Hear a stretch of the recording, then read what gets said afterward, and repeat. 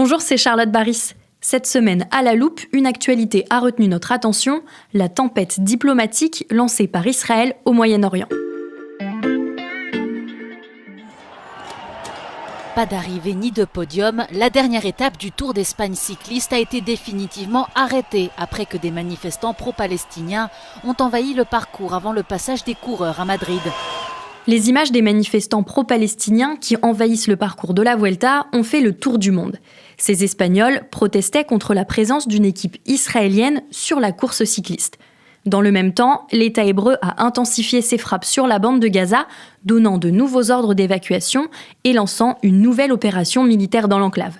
Quelques jours plus tôt, Israël frappait une villa de Doha au Qatar, ciblant des responsables du Hamas en pleine négociation. Sur tous les fronts, la tension s'accentue, mettant en péril une éventuelle sortie de crise.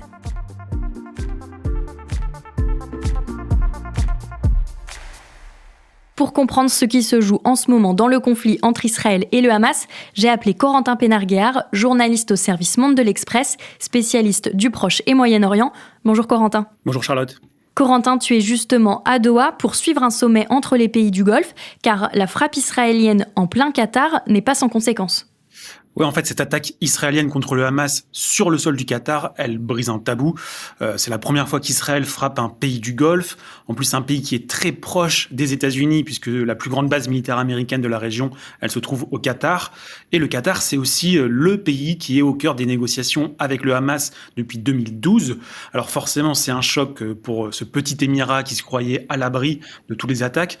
Mais c'est aussi un choc pour tous les pays voisins qui pensent bénéficier de la protection américaine. Et en fait, l'image d'Israël, elle est en train de changer très vite au Moyen-Orient parce qu'en 2 ans, son armée, Tsahal, a frappé dans 6 pays différents de la région. Et aujourd'hui, plus personne ne se pense à l'abri.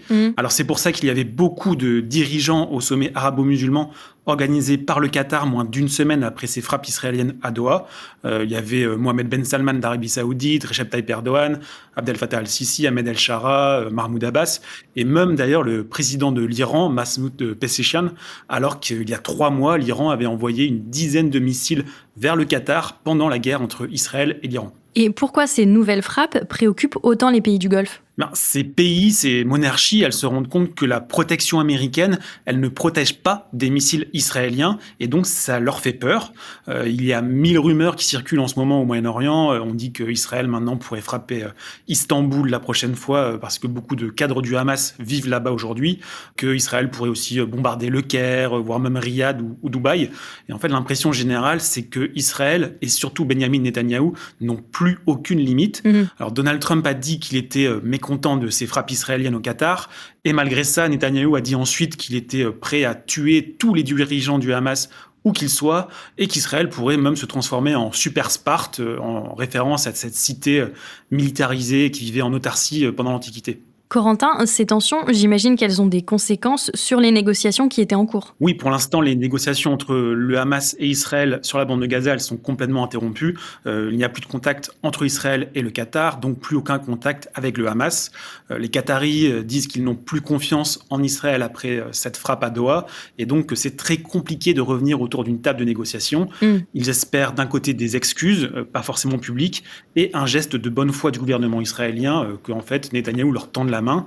Alors les Américains encouragent les Qataris à reprendre cette médiation, mais en fait il va falloir retisser des liens de confiance pour que le Qatar reprenne son rôle de médiateur, et ça peut demander pas mal de temps. Et est-ce qu'il faut s'attendre également à une réponse des pays du Golfe ? Alors c'est vrai que cette attaque à Doha, c'est un électrochoc pour ces pays du Golfe, parce que pour le moment ils avaient ménagé leurs relations avec Israël depuis le début de la guerre à Gaza.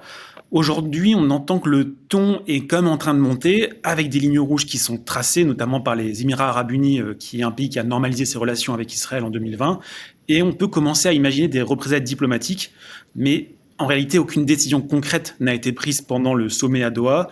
Pas de sanctions économiques, pas de conséquences militaires, parce qu'il faut quand même rappeler que ces pays arabo-musulmans, pour beaucoup, ils sont rivaux. On n'est pas en Europe et la coopération militaire, ça demande une très grande confiance dans les autres États. Alors, par contre, c'est vrai qu'il y a eu un vrai message d'unité du monde arabo-musulman après l'attaque israélienne au Qatar. C'est pas à négliger et c'est surtout un message qui est envoyé aux États-Unis.